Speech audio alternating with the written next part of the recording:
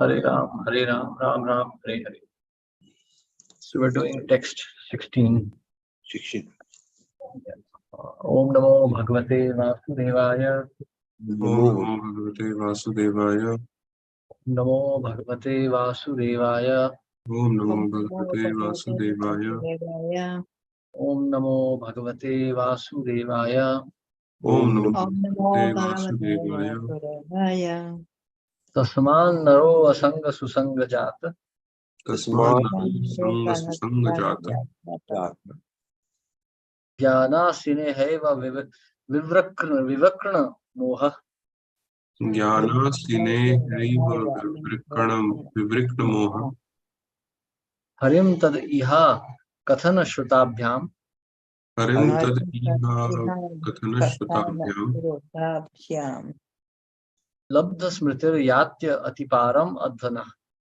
Labdha Smritir Yatya Atiparam Advana. Atatva.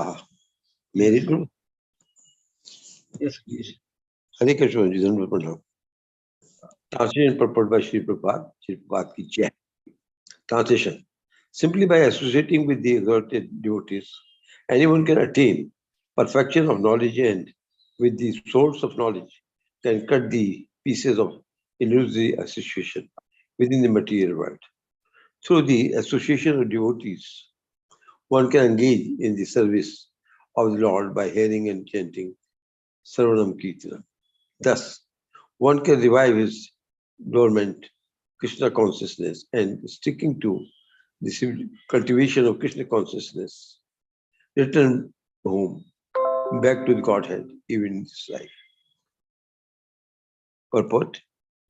To become liberated from material bondage, one must give up the association of worldly people and accept the association of devotees. Positive and negative processes are mentioned in this regard. Through the association of devotees, one can develop Krishna consciousness, which is dormant within. The Krishna consciousness movement is giving this chance to everyone. We are giving shelter to everyone who is serious about progressing in Krishna consciousness. We arrange for their lodging and board so that they can peacefully cultivate Krishna consciousness and return home, back to Godhead, even in this life. Thus ends the Bhaktivedanta purport of the 5th canto, 25th chapter of Srimad Bhagavatam, entitled The Conversation Between Maharaj Raghunath and Jalbharat. Hare Krishna Pajutan. Hare Krishna. Thank you, Prabhu. So, simply by associating with exalted devotees, anyone can attain perfection of knowledge, and with the sword of knowledge can cut to pieces the illusory associations within this material world. Through the association of devotees, one can engage in the service of the Lord by hearing and chanting Shravanam Kirtanam. Thus one can revive his dormant Krishna consciousness, and sticking to the cultivation of Krishna consciousness, return home back to Godhead even in this life. Now, so many points actually Prabhupada is, Shukadeva Goswami is mentioning here. So, simply by associating with exalted devotees, anyone can attain perfection of knowledge, and with the sword of knowledge can cut to pieces illusory associations within this material world. So, associations, with animate and inanimate objects. So, Ato Graha Kshetra Sutapta Vittaya. These are all illusory. So why are we talking about cutting these associations? What is the problem for our acharyas if we have these associations? We were having lengthy discussion on the same topic yesterday as well. See, a man is known by the company he keeps, because that's the nature of consciousness. You are associated with those with whom you identify. So, Mahaprabhu is saying Asat Sanga Tyaga Ei Vaishnava Achar. That is one thing. Also, another thing Mahaprabhu is saying, Sadhu Sanga Sarva Shastra Kai, Lavamatra Sadhu Sanga Sarva Siddhi Hai. So, you see, why do we maintain association? Because we like someone. We like someone or something, and that's why we maintain association. We derive some utility, or we think at least that we are deriving some utility. That's why we like things, we like people. But that is also reinforcing our consciousness. For a lusty person and if associated with females, your lust will only increase. It's not going to disappear. Like in India, at least till 70s, 80s, boys were shy. They would not talk to girls. Now it's seen as a very normal thing. Boys and girls are like, having night outs and so many things. And parents are okay with that. Now they say, oh, we have advanced. No, actually, we have become so lusty that we don't even feel any shame anymore. So, like in the times of Bhakti Siddhanta Saraswati Thakur, a kind of lecture where Matajis and Prabhujis would be debating with each other, that was impossible to imagine even. And Prabhupada was also very shocked when he reached America and he saw these things going on. He was quite shocked to see all of this. In fact, in one of his early letters in 1966, he has written such things to his godbrothers. So you see, the kind of Sangha we maintain, that decides our consciousness. Eventually, we degrade when we maintain degraded consciousness. Like when I was in the hostel, many boys would come from very educated families, science, children of scientists and others. And then after coming to the college, they would take to smoking, drinking, pornography, and so many things. They were not doing these things when they were at home. So in the association, eventually they all degraded. So association decides.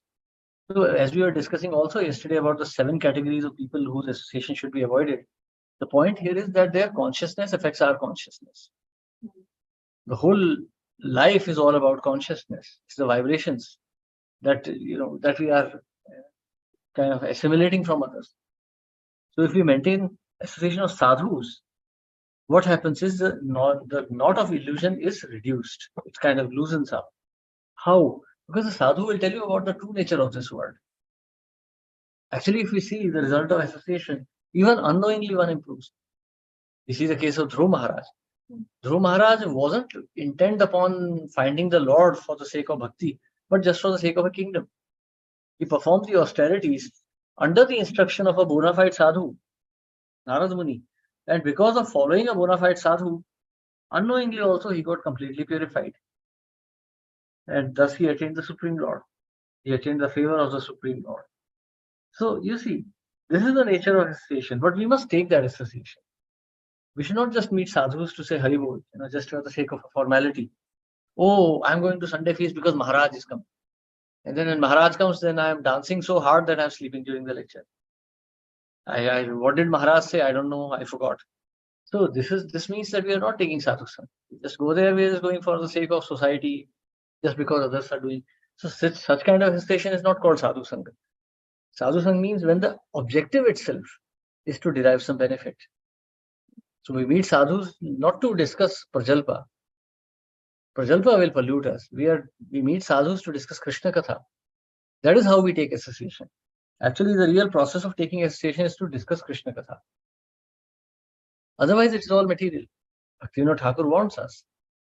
He says that if a man and a woman are meeting together, even they are Vaishnavas, even if they meet and they talk nonsense, then they will become captivated by illusory energy.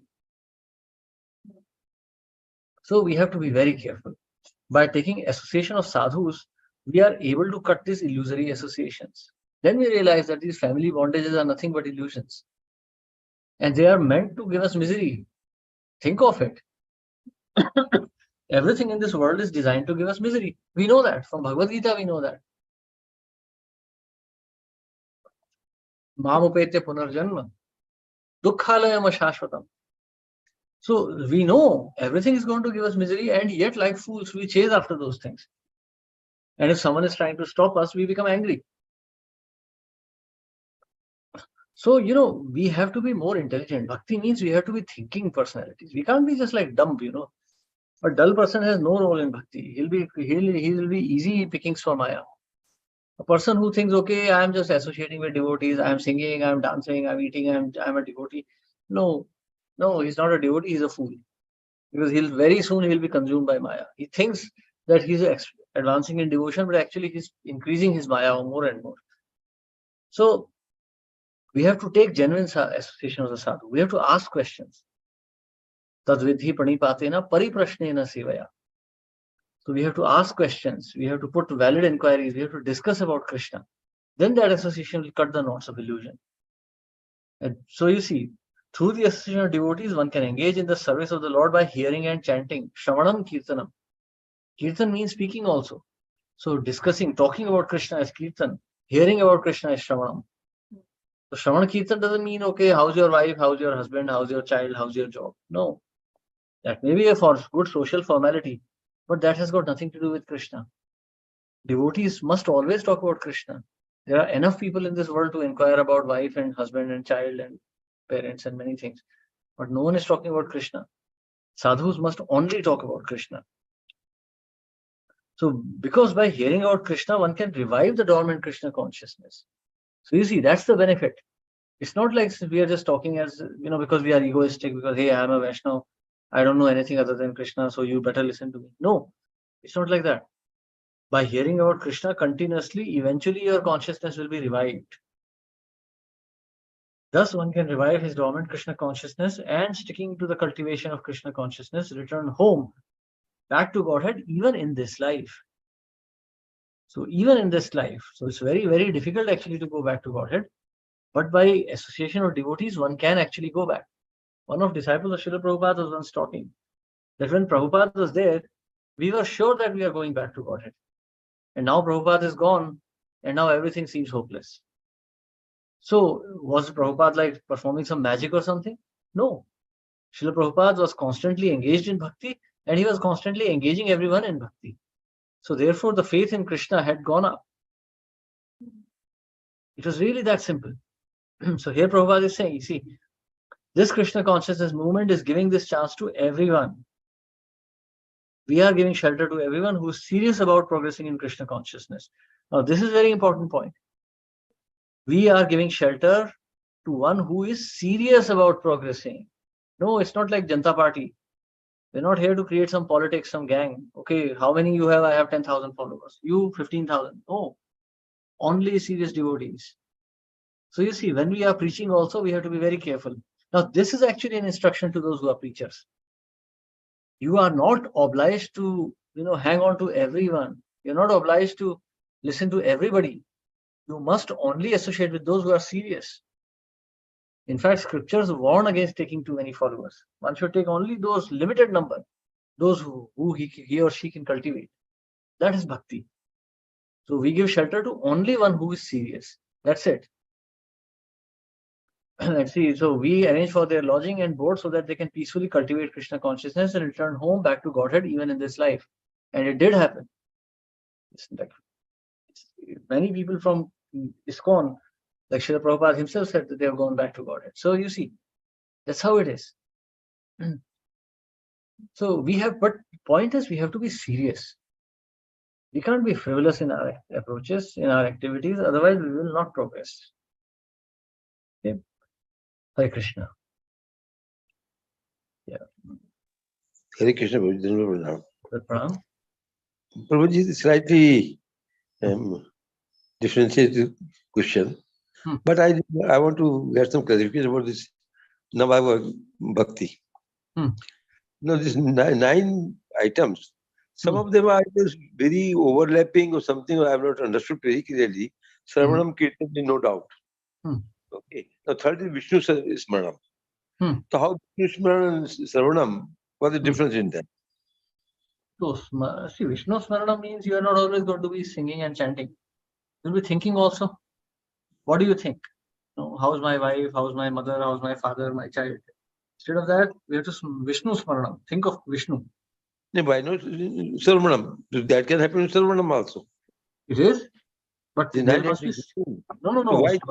But hearing and thinking are two different activities. Oh, I see. So this is regarded to thinking. Yeah, Smaranam, remembrance and thinking. That is Smaranam. Now, next comes Path Sevanam and Archanam, and this is clear. There's no doubt.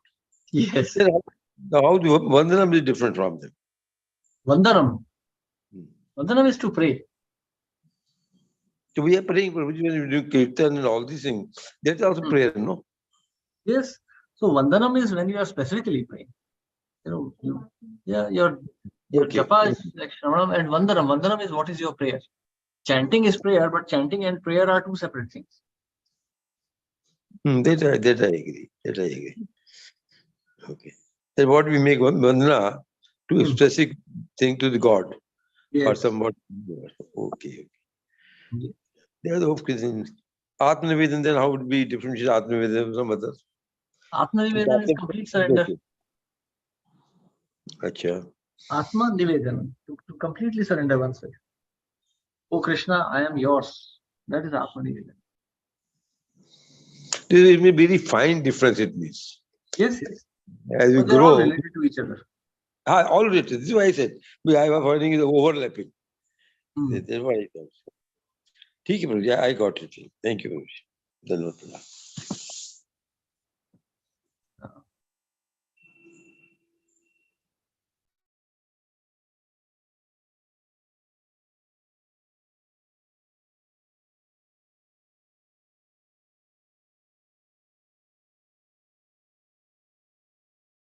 Yeah, so now we start with chapter 13. Would someone like to read this?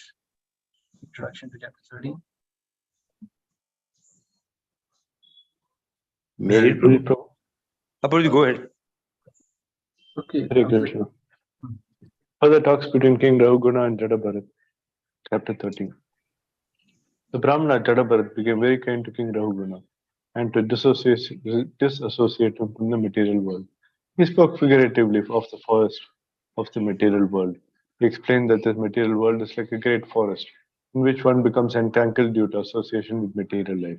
In this forest, there are plunderers, the six senses, as well as carnivorous animals like jackals, wolves, lions, wife, children, and other relatives, who are always anxious to suck the blood from the head of the family. The forest plunderers and the carnivorous blood-sucking animals combine to exploit the energy of man within this material world. In this forest, there is also a black hole covered by grass, into which one may fall. Coming into the forest and being captivated by so many material attractions, one identifies himself with this material world. Society, friendship, love, and family. Having lost the path and not knowing where to go, being harassed by animals and birds, one is also victimized by many desires. Thus, one works very hard within the forest and wanders here and there. He becomes captivated by temporary happiness and becomes aggrieved by so-called distress. Actually, one simply suffers in the forest from so-called happiness and distress. Sometimes he is attacked by a snake, deep sleep. Due to the snake bite, he loses consciousness and becomes puzzled and bewildered about discharging his duties. Sometimes he is attracted by women other than his wife. Thus, he thinks he enjoys extramarital love with another woman. He is attacked by various diseases, by lamentation, and by summer and winter. Thus, one within the forest of the material world suffers the pains of material existence. Expecting to become happy, the living entity changes his position from one place to another.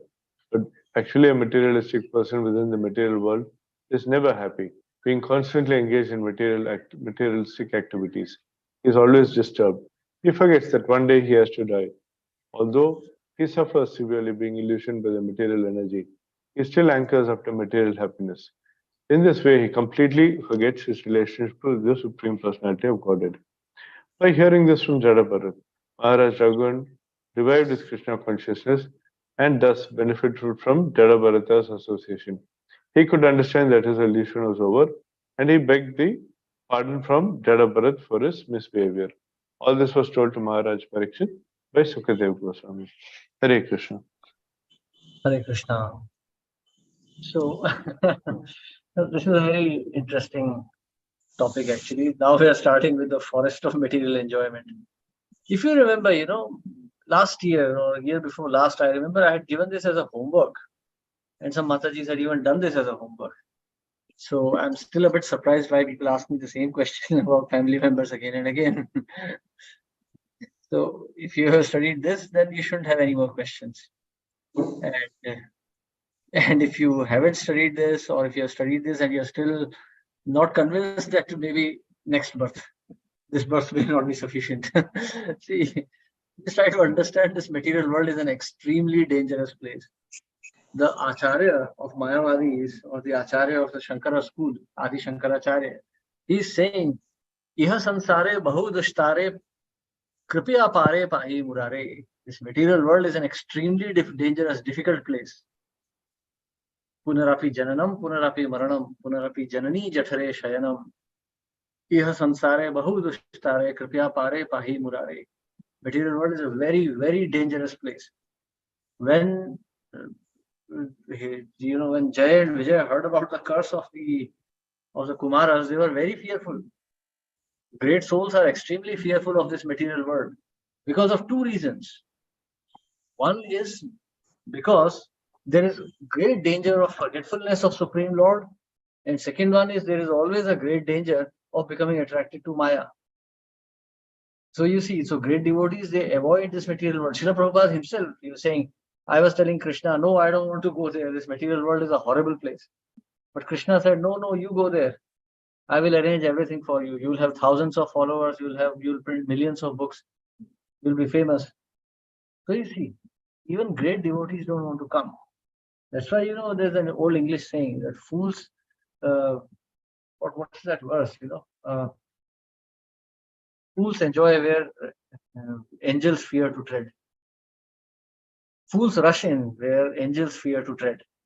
So you see, anyone who is thinking of enjoying this material world is living in a fool's paradise. And the end is going to be miserable. It's going to be extremely miserable. If you remember, I think most of you were not there at that time. That was 4 years ago. We had a small discussion. So one devotee had asked me this question on, how do we understand the misery of this material world? And I had given one small homework. If you ever get a chance, you go to a hospital, especially to the ICU, the terminal ICU, and just go and see the patients there. Or not even that, you just wait you just somehow or the other, like if you have a friend or something, you sneak into that area and look at the relatives of the patients there. Somebody's father, somebody's mother, somebody's brother, sister, child, they are in that place and they're dying. And you just look at the misery there and then meditate. And you'll find everyone there is of the same level. One may be a municipal worker, another one may be a big businessman, but they're all united in their misery. Someone is losing their father, someone is losing their mother, or someone, and they're extremely miserable. There are no class or distinctions or color distinctions or anything there. Everyone is equally miserable. That is material world. Not what you see in the shopping malls or theaters or big housing complexes. That's the illusion. The reality, if you want to see, go and see it. Then you'll understand how wonderful this place really is. And that exactly is what Rahugana what Jada Bharat is going to explain to Maharaj Rahugana. So please hear this narration very, very, very carefully. I would say that this is one narration which will change your entire perspective about material life. And if this doesn't change your perspective, then you might as well pack up the books, go and enjoy fully this life and wait for the next birth. Because if this doesn't convince you, nothing will ever convince you. So we start text 1. Brahmana Uvacha. Duratyaye advanya ajaya niveshito. Duratyaye advanya ajaya niveshito. Rajastama sattva vibhakta karmadrak. Rajastama sattva vibhakta. So esha sartho artha paraha paribhraman. Sa esho sarthor para paribhraman. Bhavatavim yati na sharma vindati.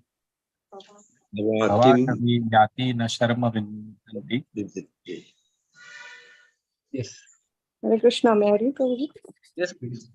Translation. Jada Bharat, who had fully realized Brahman, continued. My dear King Rahugana, the living entity wanders on the path of the material world, which is very difficult for him to traverse, and he accepts repeated birth and death. Being captivated by the material world under the influence of the three modes of material nature, Sattva Gun, Rajogun, and Tamogun, the living entity can see only the three fruits of activities under the spell of material nature. These fruits are auspicious, inauspicious, and mixed. He thus becomes attached to religion, economic development, sense gratification, and the monastic theory of liberation, merging with the Supreme. He works very hard day and night, exactly like a merchant who enters a forest to acquire some articles to sell later for profit. However, he cannot really achieve happiness within this material world. Purport. One can very easily understand how difficult and insurmountable the path of sense gratification is. Not knowing what the path of sense gratification is, one becomes implicated in the repetition of birth and accepts different types of bodies again and again. Thus, one suffers in material existence. In this life, one may think that he is very happy being an American, Indian, Englishman, or German, but in the next life, one has to accept another body among 84 lakh species. The next body has to be immediately accepted according to karma. One will be forced to accept a certain type of body, and protesting will not help. That is the stringent law of nature. Due to the living entity's ignorance of his eternal blissful life, he becomes attracted to material activities under the spell of Maya. In this world, he can never experience happiness, yet he works very hard to do so. This is called Maya. Thank you, Hare Krishna. Hare Krishna. So, in Chaitanya Charitamrita, Lord Chaitanya says, Kabhu Swarge Uthaye, Kabhu Narake Dubaye. That's the nature of Maya. My dear King Rahugana, the living entity wanders on the path of material world, which is very difficult for him to traverse, and he accepts repeated birth and death, being captivated by the material world under the influence of the three modes of material nature. The living entity can see only the three fruits of activities under the spell of material nature: auspicious, inauspicious, and mixed. He thus becomes attached to religion, economic development, sense gratification, and monistic theory of liberation. He works very hard day and night, exactly like a merchant who enters a forest to acquire some articles to sell later for profit. However, he cannot really achieve any happiness within this material world. What does that mean? So think very carefully about this. Actually, this chapter is really very heavy. Very, very heavy. Actually, previous to this, we had discussed about the birth of the living entity in the womb of the mother, the teachings of Lord Kapila. That is also heavy. So, you should meditate on these. They may be good to hear, but after hearing, you should think. That is also, Smaranam that we are talking about. Smaranam. This is Smaranam. So think why this is being spoken here. And you'll realize that we don't even need to talk about practical application. This is directly practical. This is direct application of knowledge. There is no question of, trying to interpret this. This is directly mentioned here. So think of this, first of all. The path of material world, which is very difficult for him to traverse. You see, in this material world, for those of you who are married, who have kids and everything, just think of it. How difficult it was. You cleared like 12 years of studies, and then there was a massive competition to get into your college of choice, to get your education. And there was so much competition within the college to get into some master's degree or to get into, for example, if you've gone to US to study your MS, how stressful it is. You have to spend lakhs of rupees. You have to, first of all, the applications are so expensive and so difficult. You're writing your statements of purpose, you're getting your recommendation letters, and then you're giving your GRE scores, GMAT scores, and then you're waiting which university will accept me. And then there is more anxiety. Okay, now I have reached US. What do I do? Where is my house? Where is my food? And this and that. And then you are struggling there to finish your degree. And then there is a struggle to find a job. All of this now seems so easy. Hey, now I'm well set. But the path was so difficult. And then you have a wife, then you have a child, and then you're wondering how you will take care of them. So many difficulties. And yet you have forgotten all of this. And you're not making any remedy for this. And by not doing any remedy for this, you're going to repeat this cycle. If you are pious, you will take the same birth. If you are impious, you will get an even worse birth. Imagine if you are born in, say, Somalia or Ethiopia, or say some place where like Yemen or Syria, then imagine what will be your life. Or you take birth in, say, Bangladesh or Pakistan, God forbid, and what's going to happen? And anything can happen at any moment. Bharat Maharaj was not even doing anything sinful. He was completely pious. He had no evil thoughts. He did not kill that baby deer. He was not interested in artificial relationship with the deer. And yet, just for the mistake of being compassionate, he had to take the birth of an animal. So you can imagine how wicked we are. So what will be our position? So you see, this material world is a very difficult path. Kabhu swarage uthaye, kabhu narake dubaye. That's like Maya. That's the nature. So he becomes attached to, he can only see three fruits of activities: auspicious, inauspicious, and mixed. Actually, Mahaprabhu is saying there is nothing auspicious in this world. Dvaite Bhadra Bhadra Gyan, Sab Manodhar. Ei Sab Bhram. This is just an illusion. This material world is completely an illusion. In a jail, sometimes you may get a good cell, sometimes clean, nice cell, or sometimes you will get a dirty cell, dark, dirty, stinking cell. But that doesn't mean anything. You are a prisoner. You have no freedom. You have no independence. You will still wake up at 5 in the morning. The jailer will put you to punishments and everything. So there is no freedom. There is no happiness there. So likewise, so-called auspicious in this material world is also a cause of lamentation and inauspiciousness. For example, a child is born in the family. Son is born. Everyone is happy. Wow, son is born. But what is Bhagavad Gita saying? Jatasya hi dhruvo mrityur. As soon as he's born, death is already ascertained. Astrologers, they all know. Astrologers can look at the horoscope and tell you which date the child is going to die. So, and if the child lives, we anyway have to die. So where is the reason for celebration?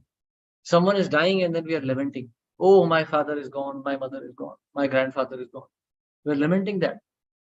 But we should have known, everyone dies. And while we're lamenting, we're not realizing that I am also going to die one day. So you see.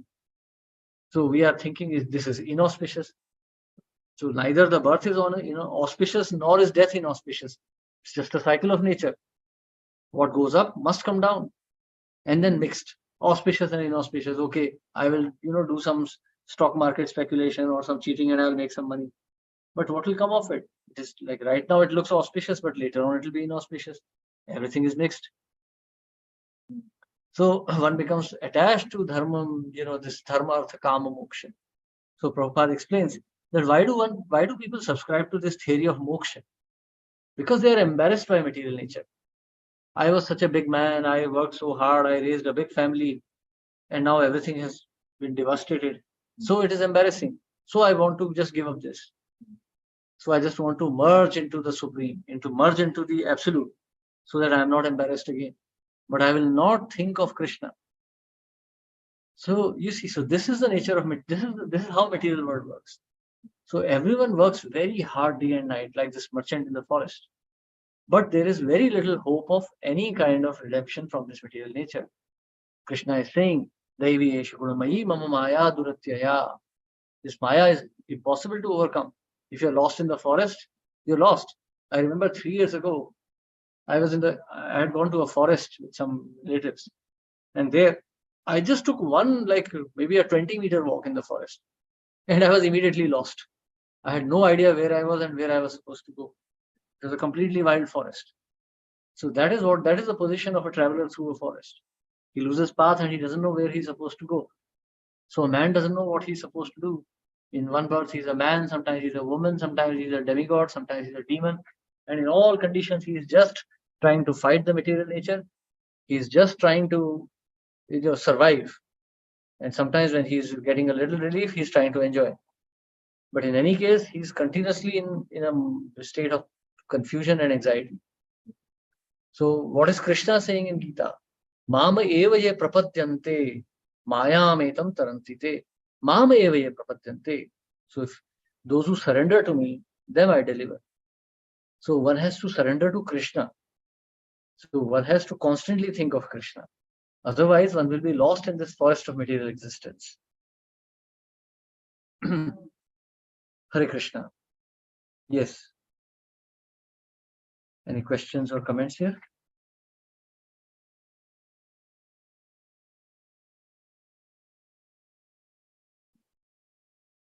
Okay, so we continue. Text 2. So I'm apologizing in advance because this is going to be a very hard subject matter. Like it's going to really hurt us. But this is the truth. Yasyam imeshan naradeva dasyava.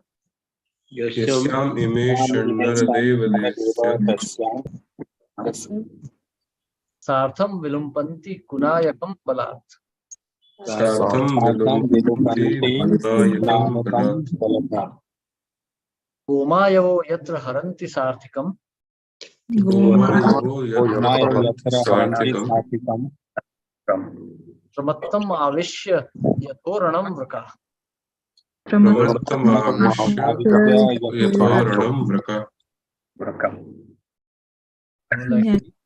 May I read, Prabhuji? Yes, please. Hare Krishna. Thank you. Shri Prabhupada Ji ki Jai. Jai. Translation. O King Rahuguna, in this forest of material existence, there are 6 very powerful plunderers. When the conditioned soul enters the forest to acquire some material gain, the 6 plunderers misguide him. Thus, the conditioned merchant does not know how to spend his money, and it is taken away by these plunderers. Like the tigers, jackals, and other ferocious animals in the forest that are ready to take away a lamb from the custody of its protectors, the wife and children enter the heart of the merchant and plunder him in so many ways. Purport. In the forest, there are many plunderers, dacoits, jackals, and tigers. The jackals are compared to one's wife and children. In the dead of night, jackals cry very loudly. And similarly, one's wife and children in this material world also cry like jackals.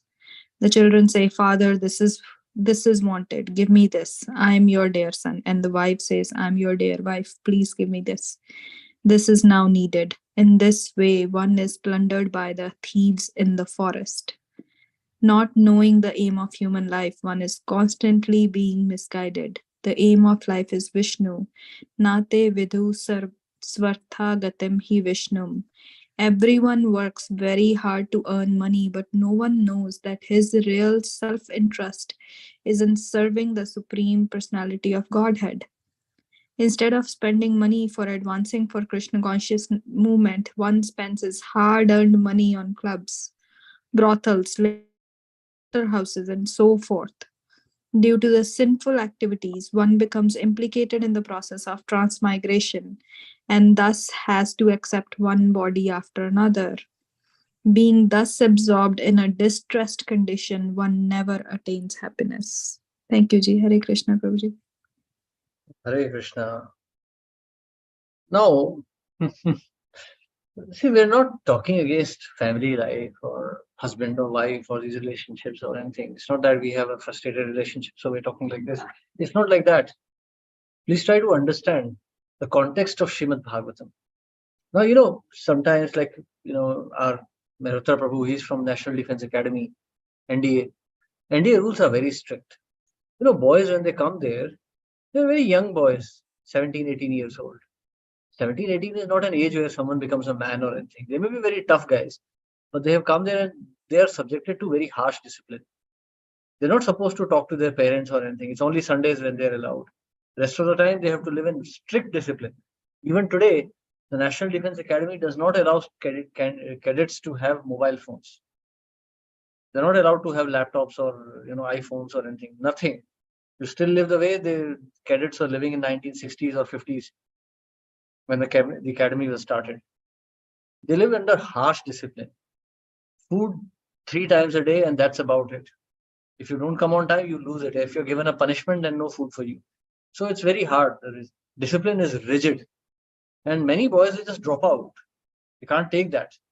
And they are like the toughest of boys.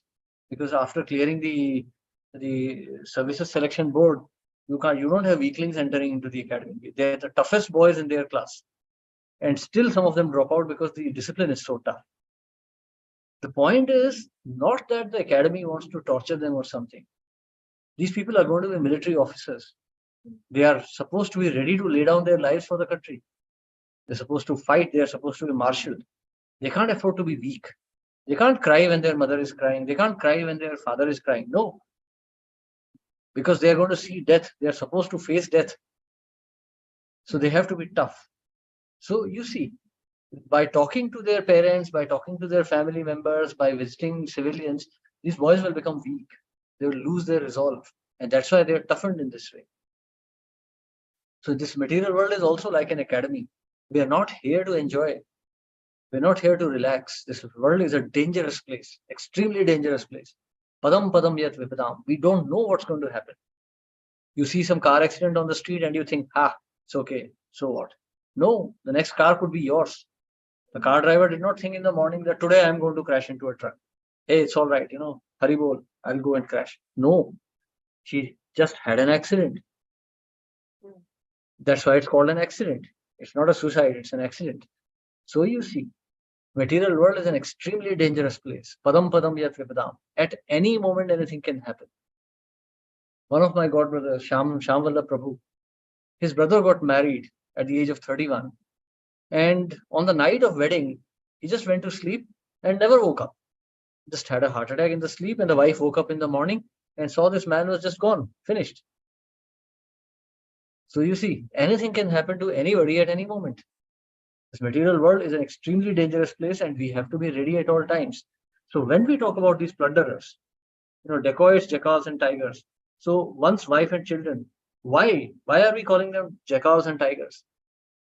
See, they are plundering the valuable time and consciousness that you are supposed to spare for Krishna. Imagine a man getting a heart attack in the middle of the night, and suddenly the baby starts crying. The baby doesn't know anything. He's ignorant. He's like an animal. He's just crying there. The man is dying. What will he think of? That's why you see, when a devotee is dying, his wife and mother are not allowed. I have seen so many brahmacharis leaving their bodies. Their female relatives are not allowed to go near them. In fact, hardly any relatives. Mainly it's the devotees chanting there. Why is that? So that at the last moment, at least he gets a chance to think of Krishna. He's dying. It doesn't matter whether he loves his beloved wife or child or not. He's just gone. He'll be gone. The last moment should be auspicious with remembrance of Krishna. So therefore, this family members, it doesn't matter whether it's wife or child. You could substitute with husband and child also, or husband and mother and husband and father. It's the same thing. They are plundering away your valuable resources which are meant for the service of Krishna. Nate vidu swartha gatim hi Vishnum.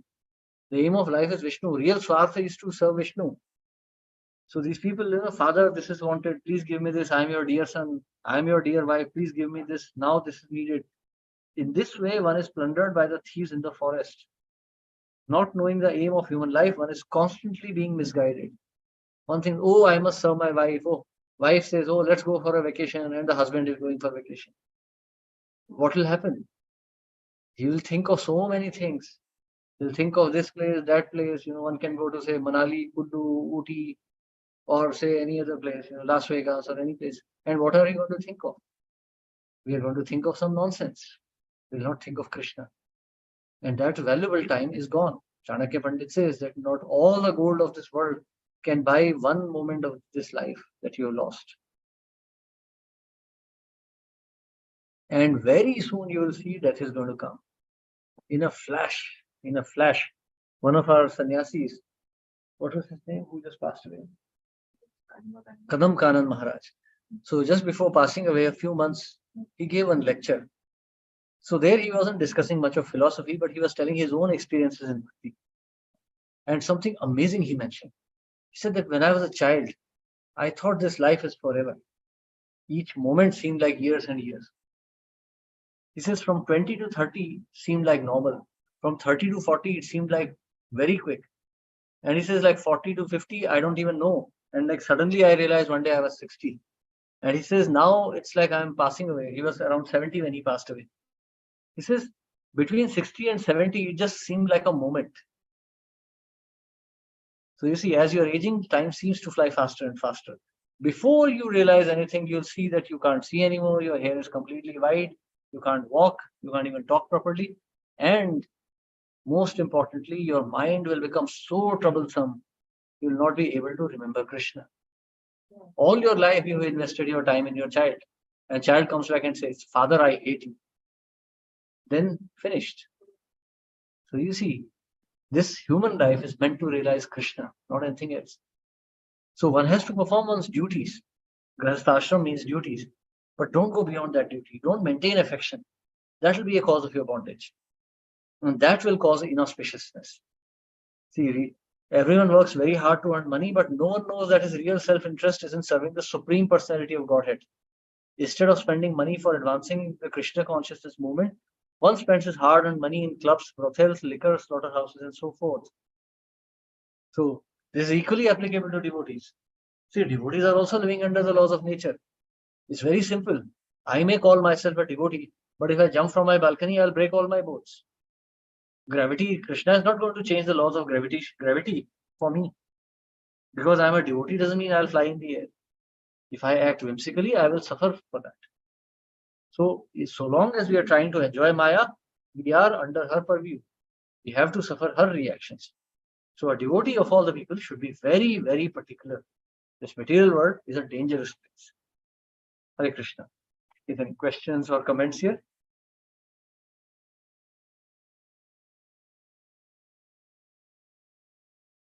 Okay, so I hope this answers yesterday's question that we were discussing. So you see, the point here is not that you have to neglect your family life or you have to become inimical or hateful to your family. The point here is that family affection is so strong that even after hearing this, you will not be able to give it up. But after hearing this, you should be able to think of it. Please understand your situation. Actually, after this, we are also going to talk about our own body. We may think we love our family, but actually we love our body the most. We will happily sacrifice our family also for the sake of our body. So you see, we have to give it all up. Prakriti will take it away, but if we give it away willingly for the service of Krishna, then we'll be liberated from this cycle of Maya. Okay, so we stop here today. Thank you very much, everyone. Hare Krishna. Srila Prabhupada ki jai. Jai. Jai. Hare Krishna, Prabhu. Thank you, Prabhuji. Hare Krishna. Thank you, Prabhuji. Hare Krishna, Pranam Prabhuji. Hare Pranam Prabhu, Hare Krishna. Krishna. Thank you.